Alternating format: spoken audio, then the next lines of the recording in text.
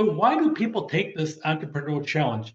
Yes, it is exciting. It is terrifying. Sometimes the same day, sometimes the same breath. There's four different reasons you should have in your notes on this one.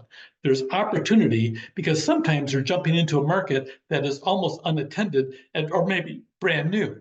There's also profit to be made. You know what? We live in Orange County, and a lot of times you just drive down any street or walk down any street, you're going to be passing people who have millions of dollars worth for themselves or in the bank on top of it, and they just don't live that way because they choose not to do that, which is pretty common with people that would have serious wealth. There's profit available, and so there's opportunity in the process out there. They also have the independence to do what they choose to do instead of having a boss. That sounds good, but you pay a price for that because you're responsible to yourself. And if you're not successful, you can't blame anybody else. It's so much easier when you work in a company. It's their fault. I'm not successful because of them.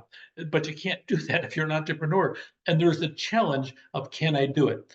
And we find pretty much if you take Entrepreneurship 200, we actually take a book that's been studied with over 500 entrepreneurs.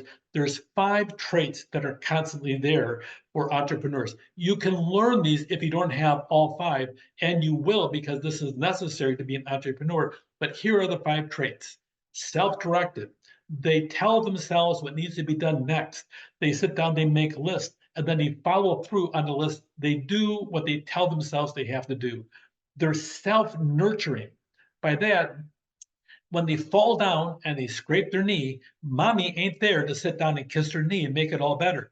No, when you're an entrepreneur, you're out there and life is tough and you will fall down, you will get hurt, and you must tell yourself, it'll be okay. I'll get over this and get up and continue because you have to be self nurturing because the only one you can count on is yourself and maybe a few close uh, friends and participants in the process.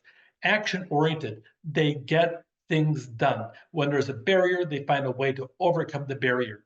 They're highly energetic. It's pretty rare to see a lazy entrepreneur. They have to have that high energy because the world can pivot and change in just a moment. And they can also tolerate uncertainty because the world is uncertain. And that's part of the risk thing. It's part of the risk aspect of it and part of the excitement of I don't know what's next. You have to have these 5 traits: self-directed, self-nurturing, action-oriented, highly energetic, and tolerant of uncertainty. Sometimes the best way to do it is turn a passion and a problem into an opportunity. It's an opportunity for business if it fills the customer's needs. If you have the skills and resources to start a business, sometimes it's money, sometimes it's not, sometimes it's just doing a service to fill a need in the process, and then you gradually build up that business. You can get your product or service to customers before the window of opportunity closes. A lot of people, especially the older people, they say, I wish I had done that when I thought about this. Don't be that person that lives in the world of regrets because you didn't do it.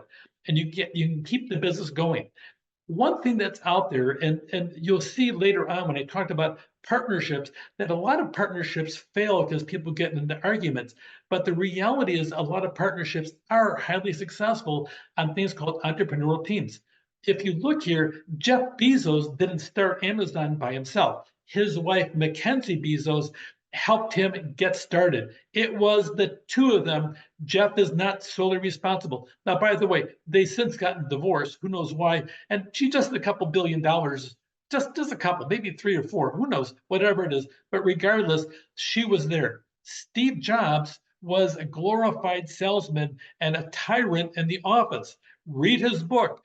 Man, if he worked for me, I'd fire him in a minute because of his attitude. He had chip on his shoulder all the time, but he was absolutely brilliant and he brought together so many things that make our life better. So I'm happy to criticize him, but man, I'm really grateful he was around. Steve Wozniak was the tech geek that worked with him.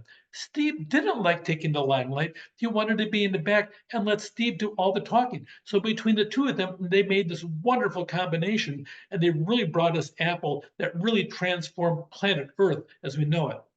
Warren Buffett and his longtime partner, Charlie Munger, between the two of them, they developed Berkshire Hathaway.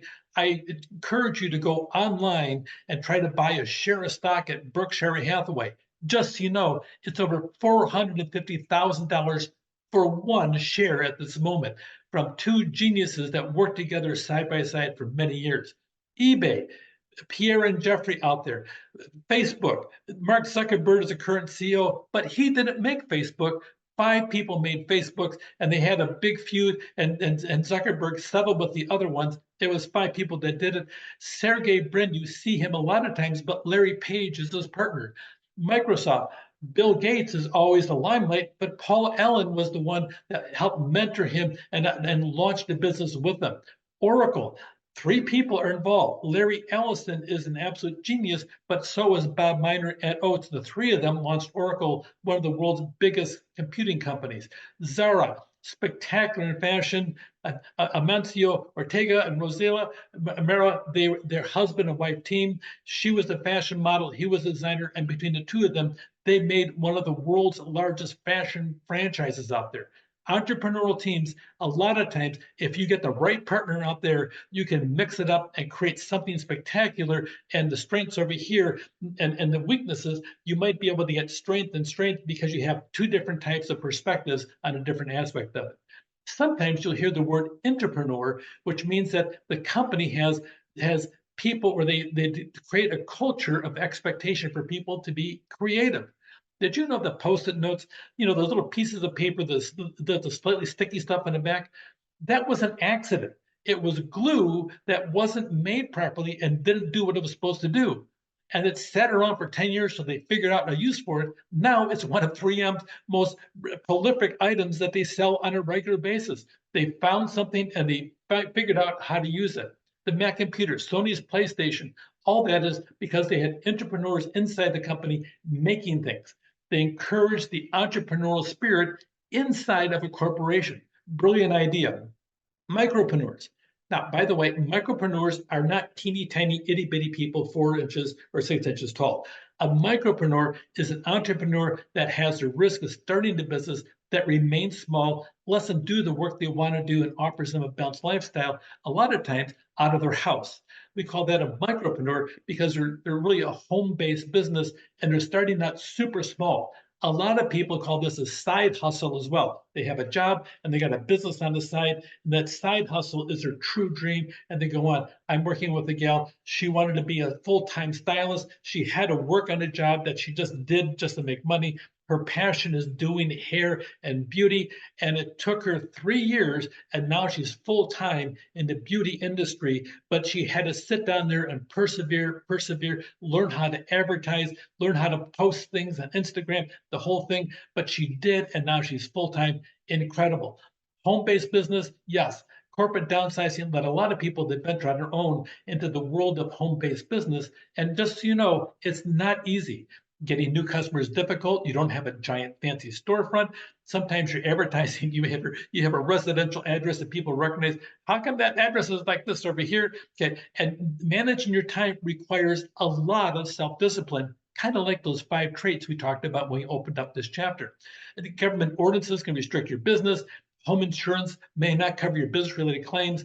You need to incorporate. So we'll talk about that in a little bit. So a couple things, home-based businesses, a couple benefits, tax benefits, no commuting, elimination of office politics, okay, and a low risk for trial and error. But the downside is you have to be regular. You have to get up, boom, boom, boom, boom, start, keep on working, push yourself. You have to have that self-discipline.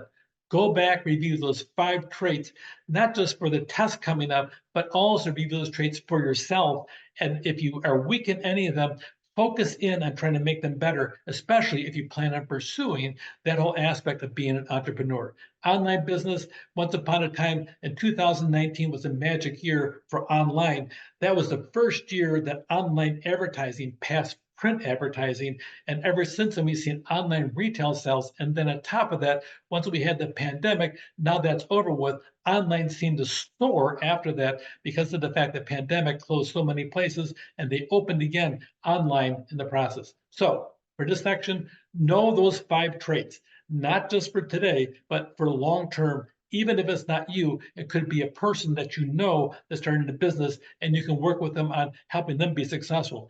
Understand the power of an entrepreneurial team. There's a lot of merit to it. You might have the conflict, but maybe that conflict would be worth a while to sit down there and work with somebody that's going to sit down there and be successful in areas that you're weak in. Know the opportunity of the micropreneur, and then also remember the original 4 reasons why people pursue entrepreneurship. The entrepreneurial challenge, is it for you? Maybe, maybe not. But even if it's not, just knowing this information will help you long term to understand other people that enter into this world called the entrepreneur. Take care.